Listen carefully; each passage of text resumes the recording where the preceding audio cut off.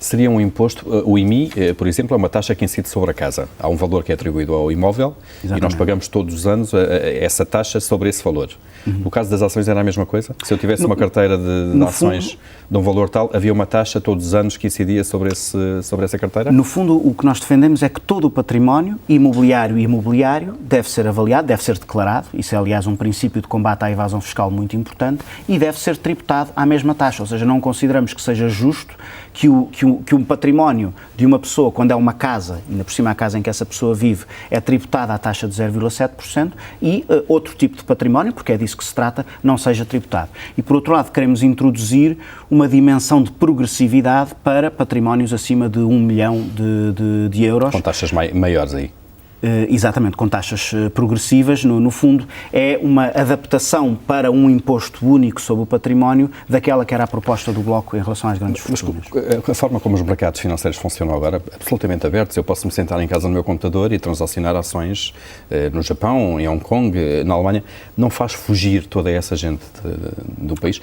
E já agora a Bolsa tem também, não sei se reconhece isto ou não, um papel importante no financiamento das empresas para o investimento. Bom, depende do tipo de investimento. A verdade é que nas bolsas transacionam-se, faz todo o tipo de operações, e uma das propostas que ganha força um pouco por todo o mundo são precisamente propostas que têm como objetivo desacelerar os fluxos financeiros nos mercados bolsistas e nos mercados cambiais. E isso, aliás, tem uma função importante do ponto de vista da própria estabilidade do investimento. Ou seja, não é bom, não é benéfico para as economias a forma como nos mercados bolsistas se transacionam títulos de capital, porque isso provoca uma enorme instabilidade nos mercados de capital e torna mais inseguro o investimento que nos interessa promover, que é o investimento produtivo. E, portanto, algumas medidas da tributação sobre o setor financeiro e tributação nos mercados financeiros são benéficas do ponto de vista da estabilidade económica e, portanto, da criação de condições favoráveis a um clima de maior investimento, que é uma das questões estratégicas no contexto atual. Muito bem. Em 2009, portanto, nas eleições que ocorreram há um ano e meio, o Bloco de Esquerda defendeu a nacionalização de algumas empresas, nomeadamente a EDP e da Galp. Continuam a defender que o Estado deve comprar essas empresas e ter a maioria aí? Bom, eu penso que desse ponto de vista a evolução do mercado da energia em Portugal deu toda a razão ao Bloco de Esquerda nesse departamento. Os acionistas que compraram as suas participações na Galp e na EDP, a preço de saldo, diga-se de passagem, recuperaram em dividendos tudo o que investiram em menos de 3 anos. E, portanto, foi um negócio ruinoso para o Estado, que perdeu os dividendos de empresas altamente lucrativas, e foi também um negócio ruinoso para a economia e para as pessoas, porque as tarifas da energia subiram, e subiram sobre as pessoas, afetando os orçamentos familiares, e subiram também sobre as empresas. Por exemplo, na França, onde a empresa de eletricidade é uma empresa pública e continua a ser pública mesmo depois de terem tido um governo de direita, a política para a energia é utilizada como uma política industrial para dinamizar a economia, ter preços para a eletricidade ou para outras formas de energia que, não sendo os que maximizam o lucro dessas empresas, e, desse ponto de vista, até os dividendos que o Estado daí obtém, dinamizam a atividade económica e, dessa forma, permitem que a atividade económica possa ter outro tipo de resultados para o Estado. Acha que não funciona, então, o nosso sistema de regulação de preços da eletricidade, por exemplo? Não é a EDP que define as tarifas, é uma entidade AES? Não existe regulação no nosso sistema de eletricidade porque existe um monopólio natural e, portanto, existe a captura do regulador. No último ano eleitoral, de facto, o regulador interveio para impedir um aumento abusivo do preço da eletricidade. Mas depois das eleições, no ano seguinte, a EDP voltou à carga com esse aumento abusivo do preço e o regulador ficou quieto. E é assim que acontecerá durante os próximos tempos.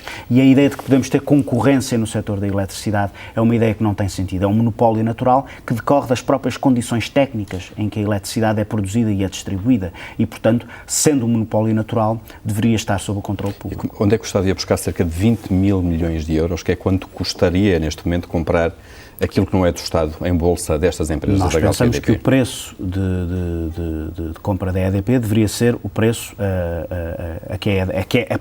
a última participação da EDP foi vendida. Portanto, ao preço da privatização, da última privatização. Exatamente, ou seja, não tenho ideia de quanto é que era esse aceitável. preço, não sei se está acima ou abaixo sequer do valor em bolsa, não faço Está ideia. bastante abaixo, aliás foi uma venda ruinosa para o Estado e foi contratada pelo PSD e depois executada pelo Partido Socialista. Acha que isso, sinceramente, uma ação dessas é compatível com aquilo que é a política da União Europeia, por exemplo?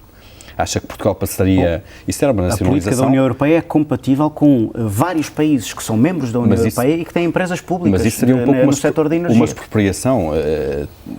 Não é uma expropriação. Até certo ponto, se houver se estivéssemos a fazer isso a um valor muito abaixo daquilo que está no mercado neste momento, os acionistas seriam expropriados de parte da sua participação. O valor deve ser o valor justo, que neste caso é o valor que os acionistas pagaram pela empresa e, entretanto, já tiveram dividendos que lhes permitiram recuperar todo o valor que investiram na empresa. Mas muitos compraram nos últimos meses a preços de mercado, não é? Que fariam as suas ações nacionalizadas pelo Estado. Do nosso ponto de vista, o que é importante é que as empresas de energia sejam controladas pelo Estado, ou seja, não é fundamental para nós comprar todas as ações que são detidas por pequenos acionistas hoje em dia. São os grandes acionistas, não tem interesse. O que tem interesse é que o Estado possa definir a política energética em Portugal, e nomeadamente a política de preços que é praticada pelas principais empresas do setor da energia. Isso é importante até do ponto de vista de uma política industrial em Portugal, porque um dos fatores de competitividade para um país que queira ter um setor industrial, e Portugal precisa de ter um setor industrial, como tem a Alemanha, como tem a França,